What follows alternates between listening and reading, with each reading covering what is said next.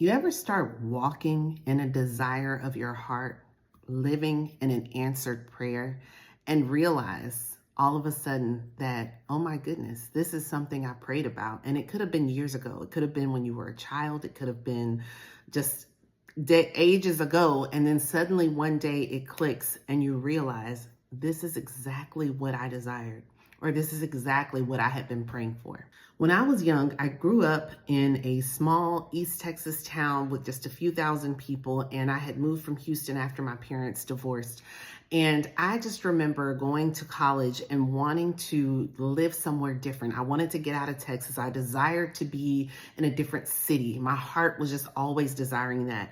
I wanted to go. I actually went and interviewed for jobs in Atlanta, Georgia, and I applied for jobs in New York before I graduated from college. And so my desire was just to be in a new place.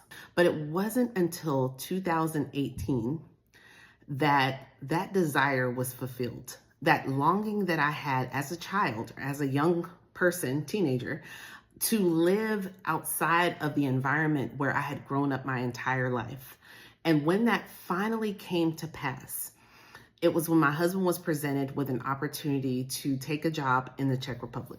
To be honest with you, I had never even heard of, well, maybe heard of Czechoslovakia before it became the Czech Republic, but I had never looked into it, never seen it, didn't know much about it. And I was all for it. My heart leapt inside of me when my husband asked me if I would be interested. And guys, we had 3 kids, okay, under the age of 4. And I was like, yes. But of course, I took some time, I prayed, but I was excited. I was like, Lord, this is amazing. Like, I would love to go live in this country that I know nothing about in Europe and have this experience, because the desire had already been put there.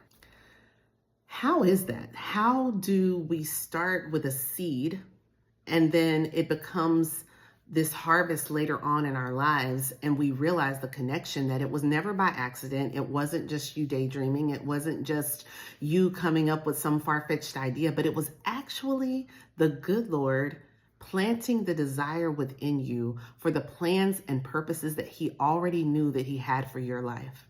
That blows my mind. So we hear this verse, Psalm 20 and verse 4.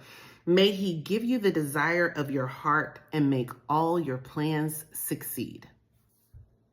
I know that verse has been misinterpreted over time, but what that truly means and where it came alive for me is that he gives us what our hearts should desire. So that doesn't mean that he's a genie in a bottle and anything that we wish for, he's going to give it to us. It simply means that as we align our lives with him, with Jesus, and as he can then pour into us and plant in our hearts the desires for the things that he has prepared in advance for us to do already, he can do that. He's already put those seeds in us. He's deposited that for such a time as this. And the good news, friends, is that when we're walking in his desires for us, he makes all our plans succeed. So our plans are really his plans. And he told us that he has plans for us to prosper us, to give us an expected end. So it's already expected. He knows exactly the parents that you need, good or bad. He knew exactly the education you would need. He knew the type of city or town that you would need to be raised in. He knew the type of friends you would need to have around you. God knows everything about you, and none of it is by accident. So if you're second guessing if God sees you, if he knows what your desires are, if you're feeling behind in life, none of it is a surprise to God. And unbeknownst to you, he was ordering all the steps, all the people, all the open doors that you would need to fulfill the plans and purposes that he has for your life. Be aligned with his will and not your own. And it is the best life that you will ever live. I'll see you next week.